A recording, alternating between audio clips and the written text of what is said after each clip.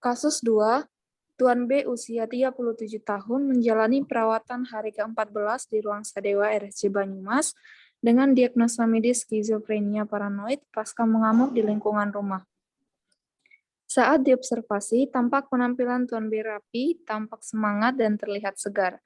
Setelah menjalani sesi perawatan 3 hari yang lalu, Tuan B mengatakan sudah dapat tidur lebih nyenyak, mulai terbuka untuk menceritakan kegundahannya kepada perawat dan di dalam kelompok kecil ibadah.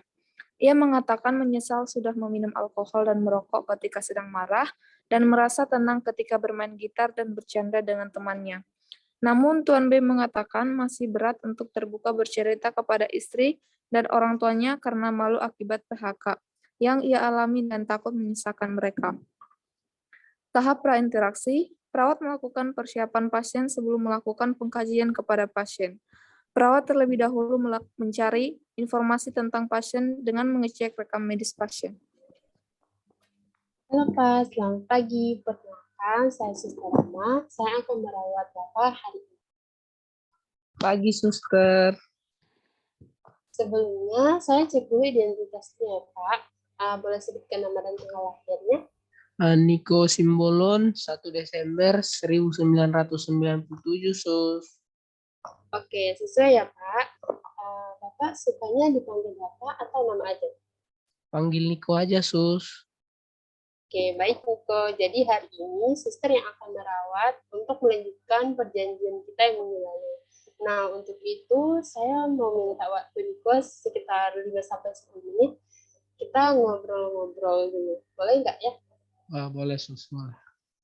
Oke. Suster mau bertanya nih Niko, gimana perasaannya hari ini? Saya merasa senang sih, Sus. Tapi perasaan saya masih kurang nyaman aja, Sus. Oh iya, Niko. Kalau boleh tahu, apa yang membuat Niko kurang nyaman? Saya ada masalah, Sus. Kalau boleh suster tahu, kira-kira masalahnya apa ya? Sebenarnya itu saya sudah mau cerita masalah saya sih. Tapi saya belum menemukan cara yang tepat untuk menceritakan masalah saya. Gitu ya, Niko. Nah, di sini suster mau bantu. Suster juga bersedia mendengar cerita dari Niko. Kalau Niko bersedia, Niko boleh kok menceritakan kepada suster di sini. Oh, oke, Sus. Tapi Sus terjanji ya, jangan ceritakan kepada anak dan istri saya. Saya takut mereka akan khawatir. Saya takut menyusahkan mereka. Ya, Niko, cerita Niko tidak akan saya ceritakan untuk keluarga Niko. Jadi Sus, sebenarnya 2 bulan yang lalu itu saya di PHK.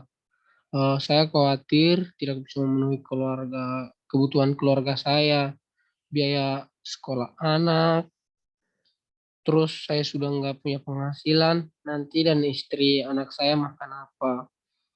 Saya merasa nggak berguna sekarang, Sus.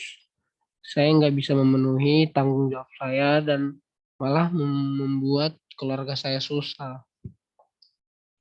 Itu ya, Niko, misalnya. Jadi, Niko sekarang merasa tidak nyaman karena masalah PHK yang Niko alami 2 bulan lalu.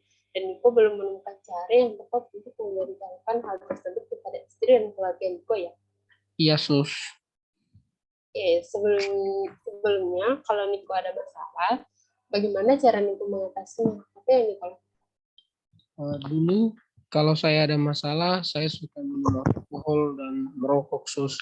Tapi sekarang saya sudah tidak melakukannya karena saya sudah menyesal.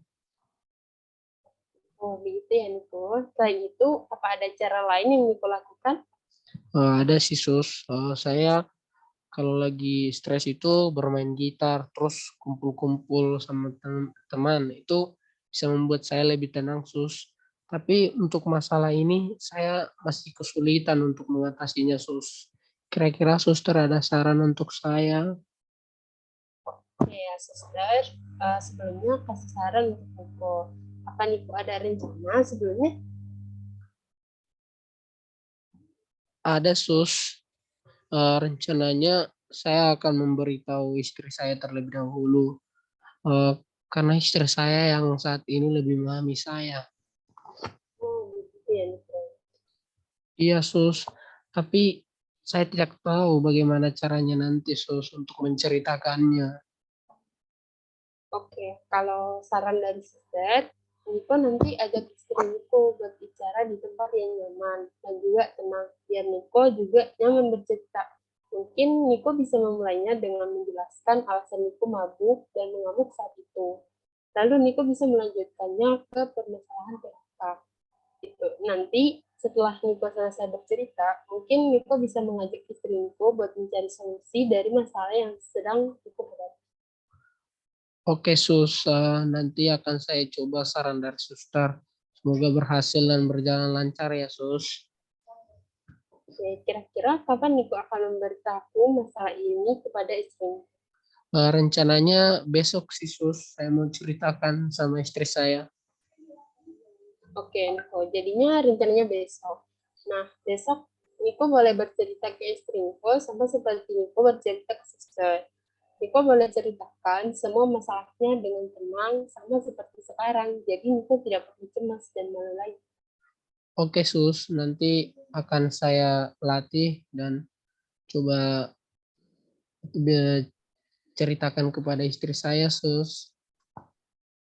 Oke, Niko. Sekian pembicaraan kita hari ini. Karena waktunya juga sudah selesai. Saya permisi dulu. Nanti 2 hari ke depan, saya akan kembali lagi untuk menanyakan apakah Niko sudah menceritakan masalah Niko kepada istri Niko. Oke, Suster. Terima kasih banyak ya, Sus.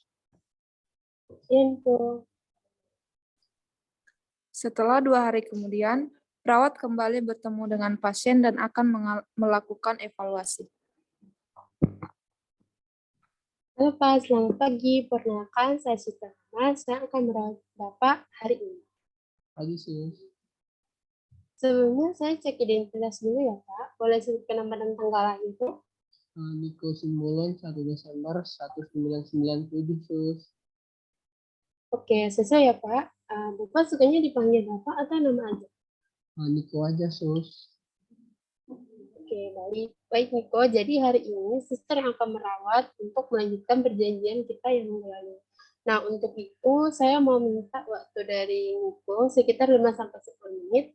Kita mau ngobrol-ngobrol dulu ya, boleh nggak ya Niko? Boleh, Sus. Oke, suster mau bertanya nih Niko, gimana perasaannya hari ini? Saya merasa senang, Suster, dan perasaan saya sudah lega karena saya sudah cerita dengan istri saya. Oh, begitu ya Niko. Oh, saya turut senang ya. Pertemuan sebelumnya kita ada janji buat bertemu hari ini ya Niko. Masih ingat kan ya? Masih, Sus. Masih ingat. Gimana kira-kira Niko pertemuan kemarin dengan istri? Iya, Sus. Kemarin saya sudah cerita dengan istri saya, mengajak istri saya bercerita di tempat yang nyaman dan tenang. Saya mulai bercerita alasan saya mabuk dan mengamuk waktu itu. Saya juga sudah menceritakan masalah PHK yang saya alami. Dan saya bersyukur istri saya mengerti dan kami sama-sama berdiskusi untuk mencari solusi dari permasalahan saya. Terima kasih ya, Sus, atas saran yang Suster berikan. Wah, berarti perasaan Niko sekarang sudah lega ya. Kalau Niko ada masalah, biasanya bercerita dengan siapa? Biasanya saya habisin waktu dengan teman, Sus, ngobrol dan bercanda. Eh, Kadang saya kalau ada waktu saya lebih suka menyendiri, Sus. Oke, Niko. Bagaimana dengan keluarga? Apakah Niko sering meluangkan waktu bersama keluarga? Eh, Sering, Sus. Dulu kalau pulang kerja saya makan bersama dengan keluarga. Jadi kalau lagi ada masalah, Niko lebih nyaman untuk bercerita dengan teman, keluarga, atau dipendam sendiri? Saya lebih nyaman dengan keluarga sih, Sus. Karena beberapa hari yang lalu saya menceritakan masalah saya ke istri saya. Saya lebih lega dan tenang karena hanya istri saya yang bisa memahami saya. Dan juga ketika bersama anak-anak saya merasa termotivasi lagi dan tambah semangat, Sus. Oke, Niko. Nah, jadi dari pertemuan kita hari ini, apa yang dapat Niko simpulkan? Dari pertemuan hari ini saya bisa menyimpulkan Saya harus memiliki sikap yang tenang dan suasana yang tenang dan nyaman agar saya bisa menceritakan masalah saya dengan keluarga saya. Dan kami bisa sama-sama mencari solusinya, Sus. Oke, Niko. Kesimpulannya bagus banget ya. Kira-kira ada yang mau Niko tanyakan lagi nggak? Tidak ada, Sus. Oke, kalau begitu, Sister permisi dulu ya, Niko. Baik, Sus. Kalau ada yang mau ditanyakan atau mau dibantu, nanti tekan belnya aja ya. Saya atau perawat lain akan membantu. Niko boleh melanjutkan aktivitasnya. Permisi, Niko. Terima kasih, Sus.